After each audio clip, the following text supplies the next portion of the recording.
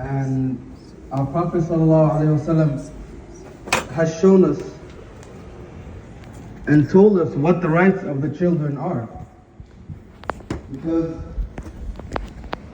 as we live our daily lives day to day, we realize that a lot of Muslim brothers and sisters are not fulfilling the rights of the youth and the children. And we're talking about, when we say the rights of the children,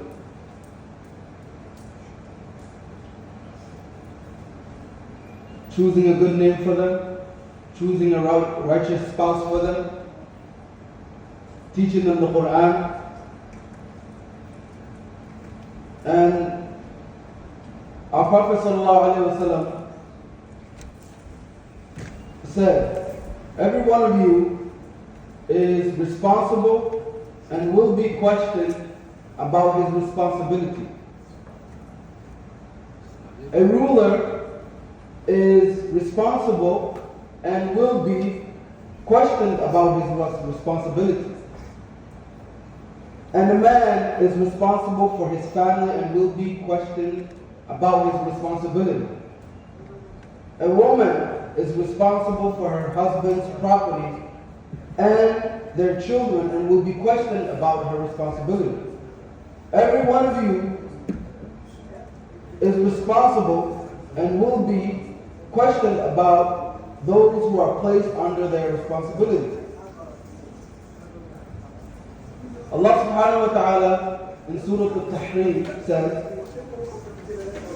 يا أيها الذين آمنوا قوا أنفسكم وأهليكم نارا وقودها الناس والحجارة. O you who believe, save yourselves and your families from hellfire, whose fuel is men and stones. And there's a sheikh that narrated a story, and the story starts.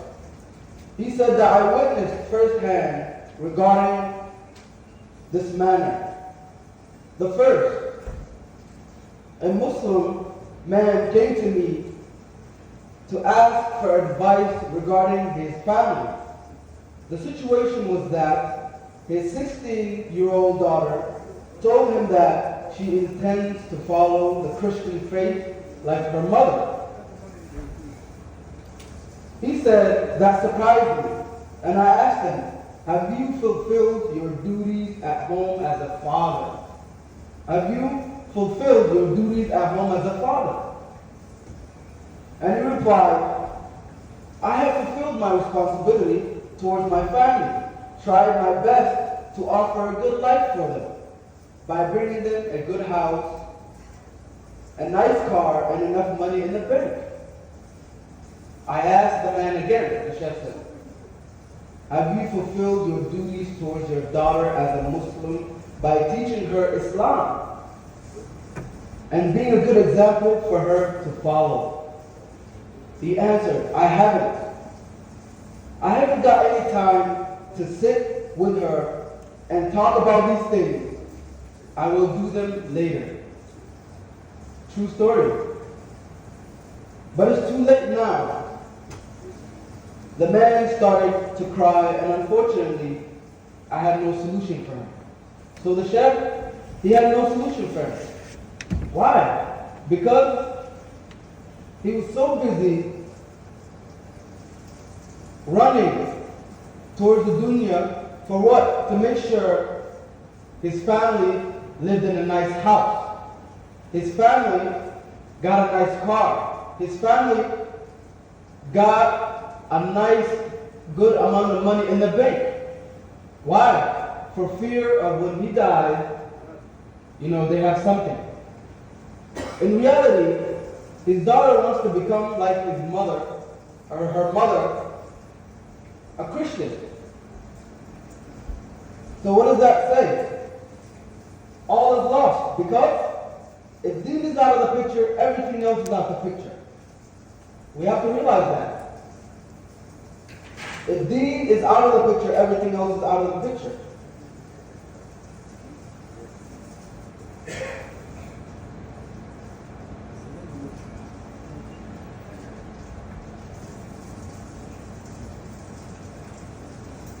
And the Sheikh, he tells another story.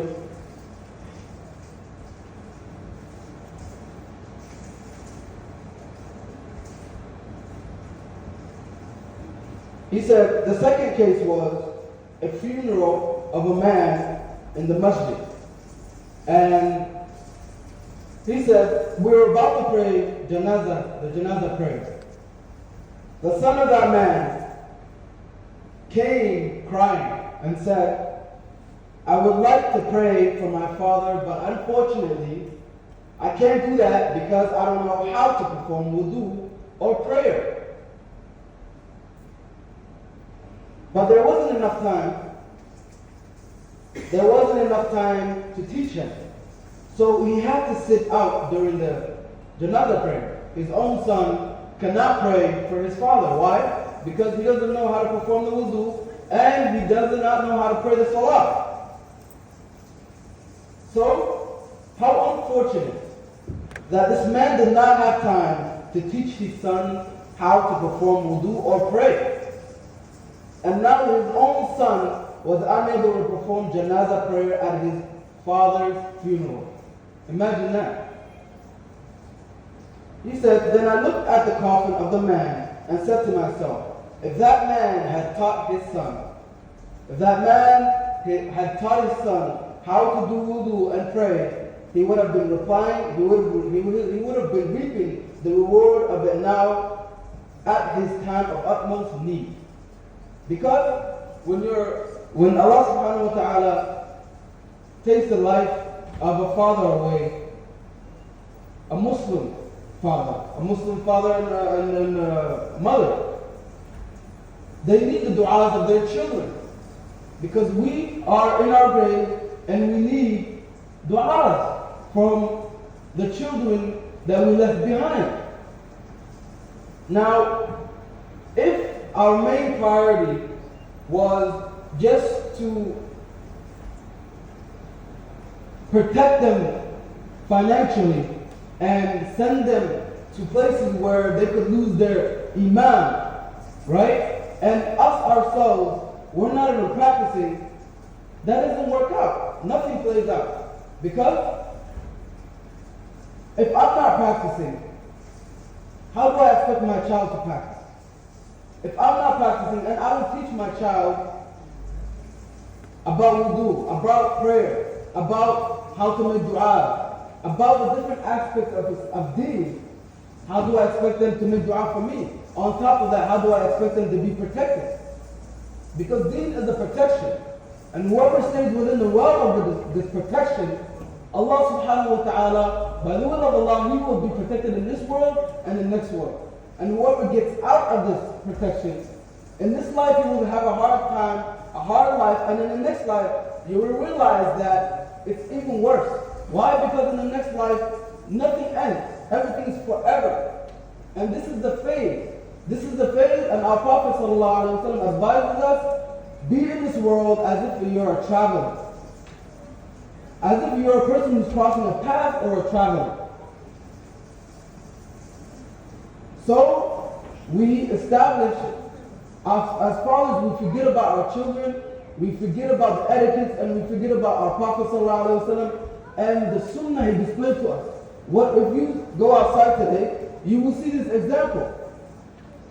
You will see that as you leave today by the will of Allah subhanahu wa ta'ala. When we go outside, we try to intermingle, we try to fit in with the non-Muslims. We try to say, brother, it's okay. My daughter does not need to wear hijab at this age. She's 6 years old. You know what I'm saying? And then we say, my son, he's not there yet.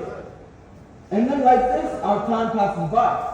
We go outside, we will see that from left and right, we are being attacked. And as we're being attacked, we're defenseless. We can't do anything about it. Why? Because we left our deen and we aspire to be like the non-Muslims. Right? Of course, our Prophet and Allah subhanahu wa ta'ala, he permits us, to have a business. Right? You can earn as much money as you want. Right? You can do the halal things that Allah subhanahu wa ta'ala has allowed us to do as much as you want. as long as this deen is the first and utmost thing in your life. If it's not, then those other things, they will destroy you and they will destroy your akhirah. Likewise, if I do not follow this deen, then I cannot teach it to anybody, to my children, then they can't teach it to anybody else. Likewise, that's how they become non-Muslims. That's how they go out of the fold of Islam.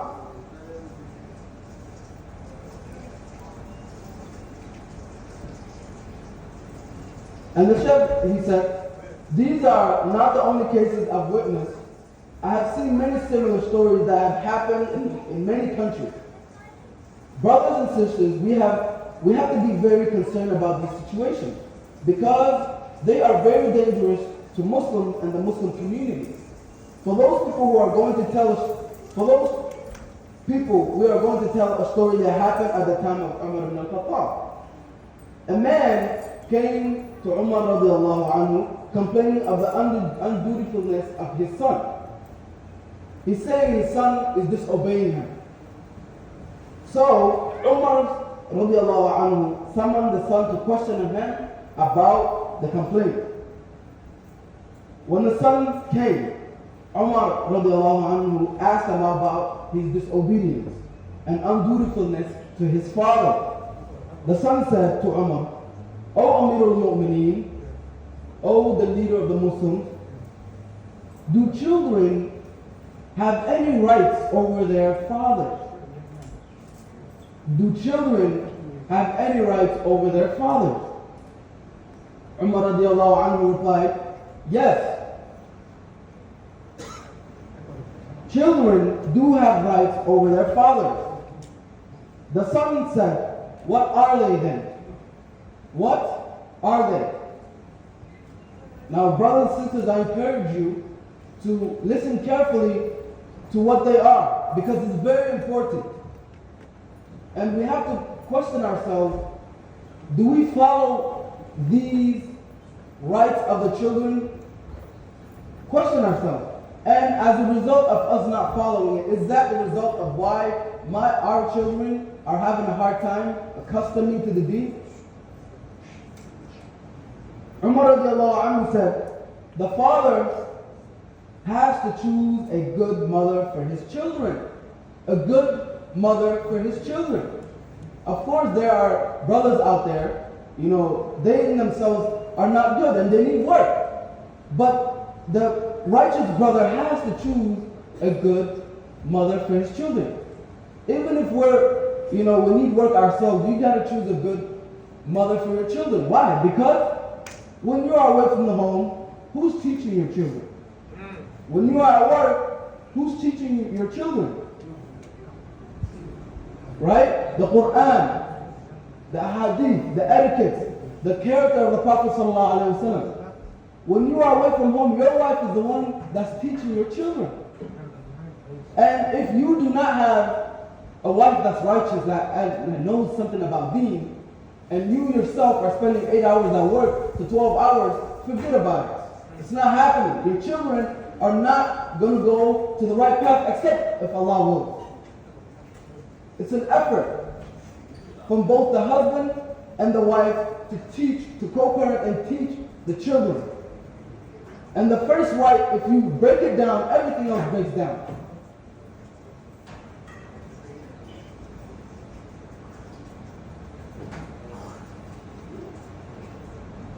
The second, the father has to choose a nice name for his child so that the child feels proud of it.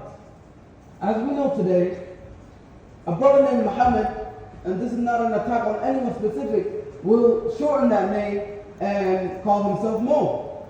The greatest person on this earth that has ever set foot on this earth, our Prophet Muhammad ﷺ, to be proud. And at once Islam conquered the east and the west. That deen, the one that brought that deen, ﷺ, our name, we should be proud. My name is Muhammad. My name is Abdul Razak. My name is Ali. The heroes, the ones who were the strongest on this earth after the prophets. Right? And then a person named Abdul Razak will shorten his name to Razak. As if That's his name, which is not right. Allah subhanahu wa ta'ala is the Razzaq. And then we try to go for these fancy names, everyone knows. We try to go for these fancy names that mean nothing. Sometimes it's even disrespectful. These nicknames we call each other, someone calls themselves like savage. That's so embarrassing because a savage is like an animal, right? An animal that cares about nothing but killing and destroying whatever is in his path. Everyone knows, the youngsters, they know very well what I mean.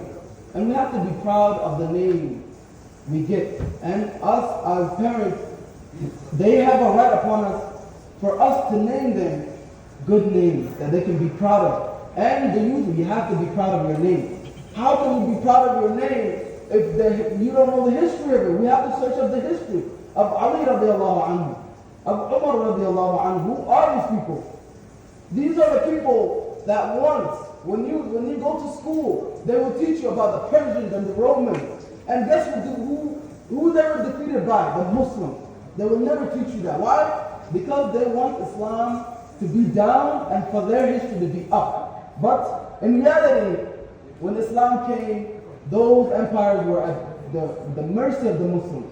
And who were the leaders? Umar radiallahu anhu, Khalid ibn Walid, Abu Bakr, and all the great Sahaba. And our Prophet ﷺ was at the forefront. Let's be proud of our names.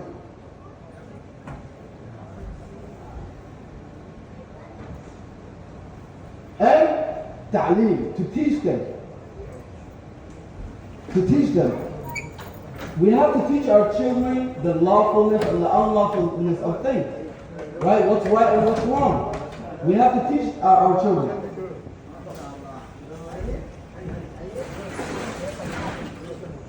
And the father has to help his child to read Quran and memorize some of it. Because the Quran is a guidance and the Sunnah is a guidance. And it explains the Quran.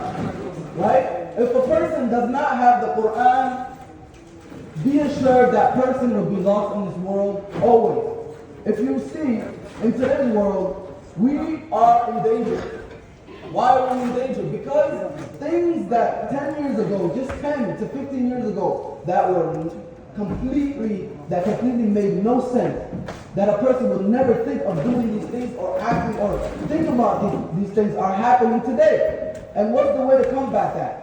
The Quran, ta'aleem, knowledge of deen, teaching our children of the aqidah, right? The right thoughts to have, the right thoughts to prevent from coming into our heads. Right? And if you see, there are Muslims, because of the lack of knowledge, we start to believe in these things. We start to say, brother, we're in 2023, you know what I'm saying? It's okay, some of these things are okay. He's a human being, let him be, whatever he does is to him and what I do is me. That's how it starts. These little thoughts, you amplify them because you give them more gas. And as you give them more gas, you realize you start to believe in things Allah subhanahu wa ta'ala and His Prophet are absolutely against. And what's the root cause? Because we are not teaching our children, we're not protecting our children with the knowledge of the Quran and the Hadith. Brother, if you are Muslim and you practice, and especially there are brothers, we have a hard time even practicing daily. Now imagine our children. Forget practicing. They will only have la ilaha illallah and then they're going to pass that to their children. Their children will not be Muslim. That's the danger. That's the danger. What we're doing, it affects who's coming. Right? And likewise, in this world, we're commanded to do good and forbid evil. If we are looking for a good future for our children in this world and in the hereafter, we have to follow the Islamic teachings on how to bring up children in Islam. As we were explaining, firstly, to choose a religious woman who is capable of being the future mother for our children. The Prophet ﷺ said, a woman may be chosen for marriage for one of these 4 reasons: her property, her beauty, her family status, and her religion. But you should marry the religious one, otherwise you will be a loser. Marry the religious one, brother. Look for someone who's compatible, someone who's understanding and is open to you, at least to your suggestions. You know what I'm saying? We're not perfect. None of us are perfect. We all need to work hard on ourselves. And when we seek someone, a spouse, we have to realize we come with our faults, and as we do that, then we're going to work together and move up together and connect to Allah subhanahu wa ta'ala together. I'm sure that sounds great. It's difficult. We have to practice it. And as we choose a spouse, let's not choose someone out of just because the feelings. We have to think about our future, brother. And likewise for the sister. And he, the Prophet ﷺ said, do not marry the women for their beauty, because maybe their beauty may change them and make them wicked. Their beauty may change them and make them wicked. Now let's look at the times today.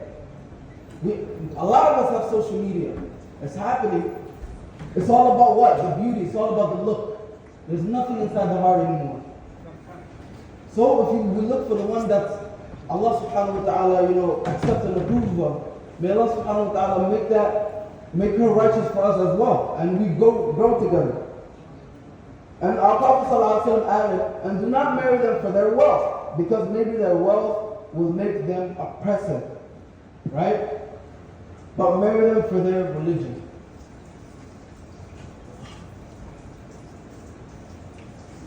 As we all know, Islam allows us to marry Christian or Jewish women.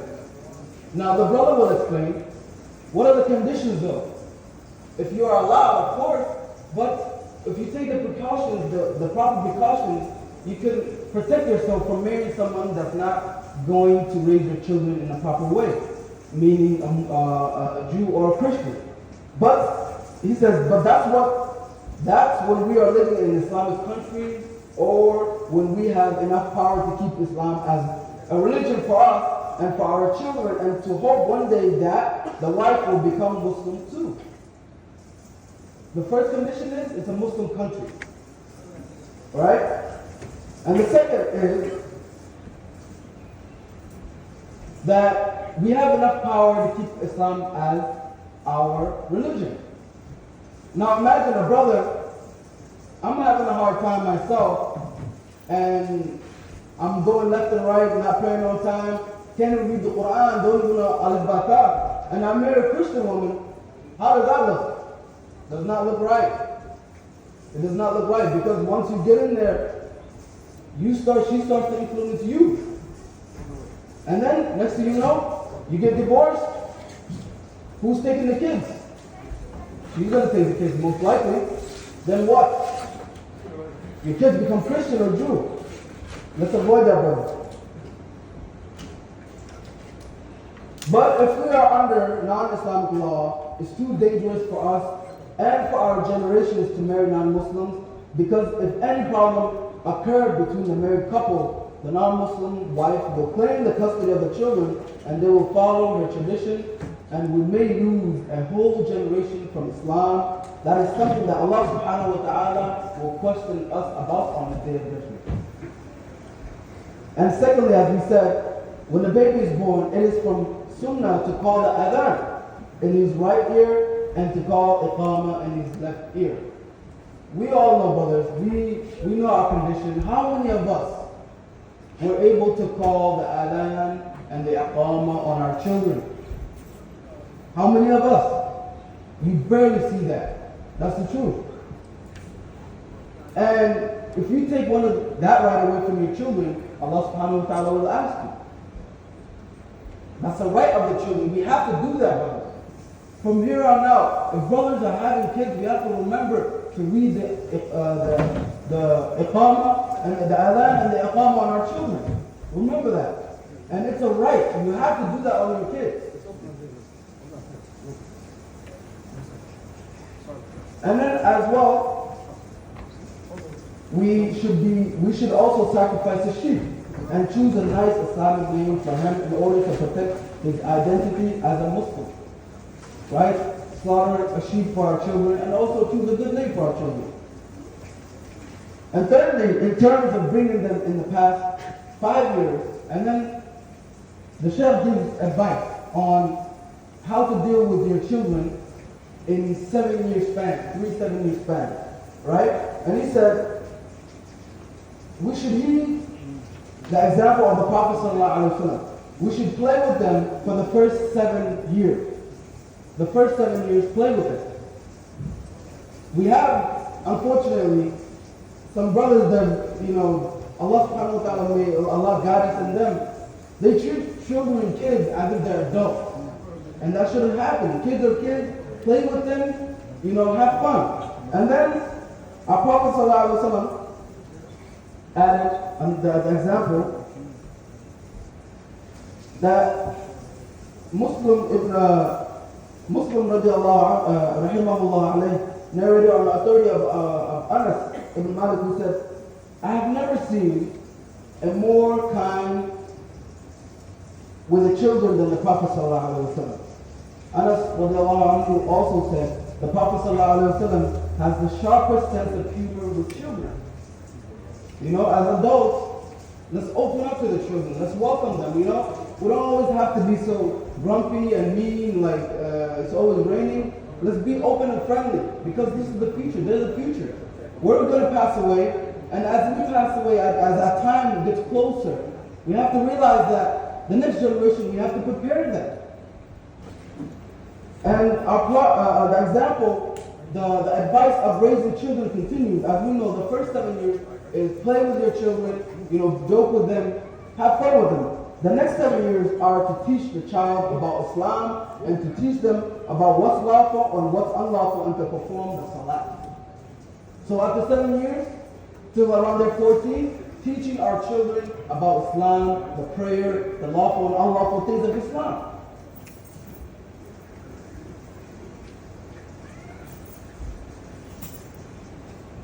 The Prophet ﷺ said, when your children are at the age of 7 years, teach them how to perform the prayer.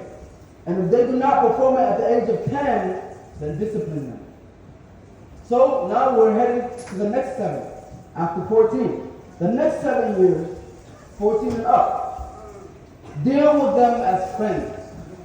Be close to them and take their advice on important things. From the age of 14 and up, deal with them as friends and take their advice on things. And fourthly, continuing the rights of the children, the parent should help the child to memorize some Quran. So the Quran, as we said, is a guidance for all of mankind. And if Allah subhanahu wa ta'ala grants a person the ability to learn the Quran, memorize it, to act upon it, sincerely for the sake of Allah, that person has gained the world. Actually, more than that.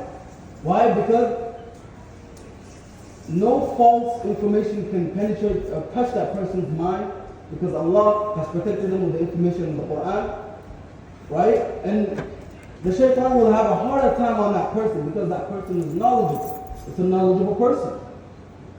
It's harder for the shaitan to take down a person who's knowledgeable than a regular person.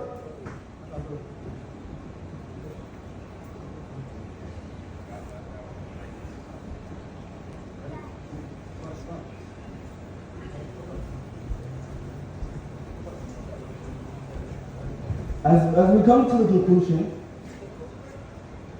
the best way to bring up children in the Islamic way is for the parents to practice Islam in front of their children and lead by example, like praying, fasting, paying zakat, and going to the masjid. We should also spend time talking to them about the Islamic history and seerah of the Prophet ﷺ, and the stories of the great companions of the Prophet ﷺ, and to remind them about the hereafter, paradise, and hellfire. We should also plant genuine Islamic manners in their hearts and always remember to be good examples and role models for them to follow. And the Shaykh gives advice. He says, take care of your children. Raise them righteously to be grateful, and they will be helpful and heavier on your scale of the day of judgment. And even though they might be at a young age, because teaching and raising them properly from a young age is like someone engraving on rocks. It stays and its effect is lasting.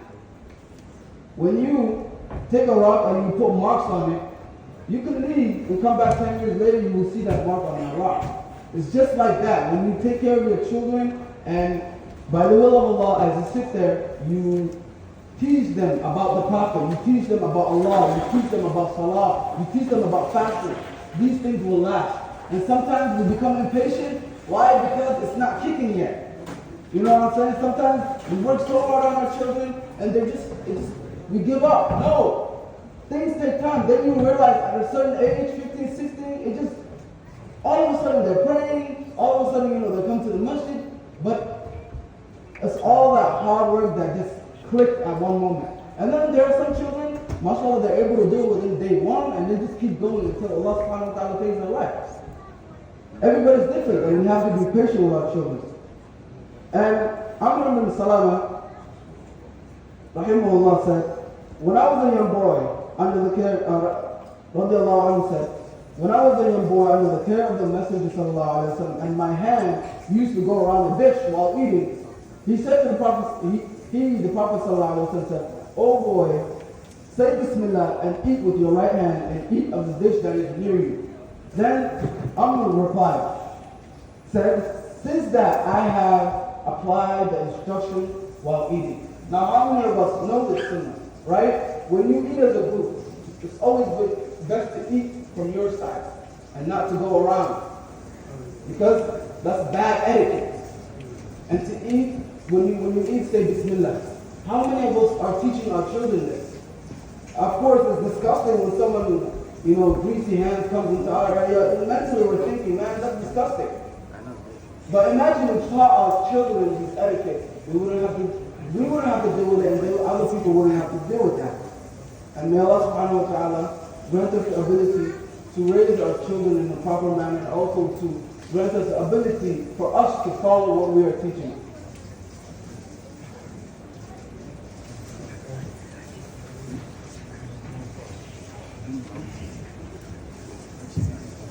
Allahu Akbar, Allahu Akbar, Allahu Akbar, Allahu Akbar.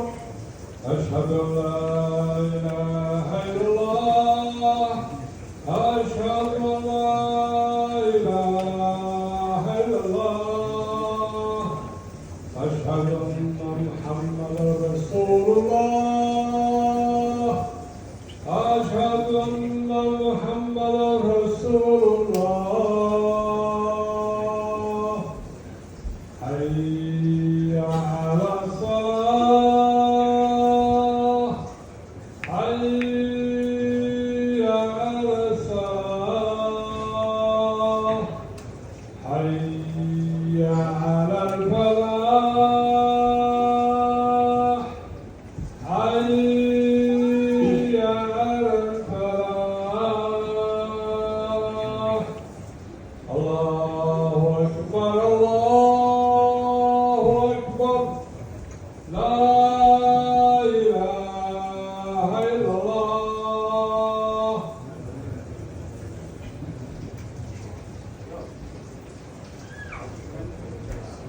Alhamdulillahi Rabbil Alameen.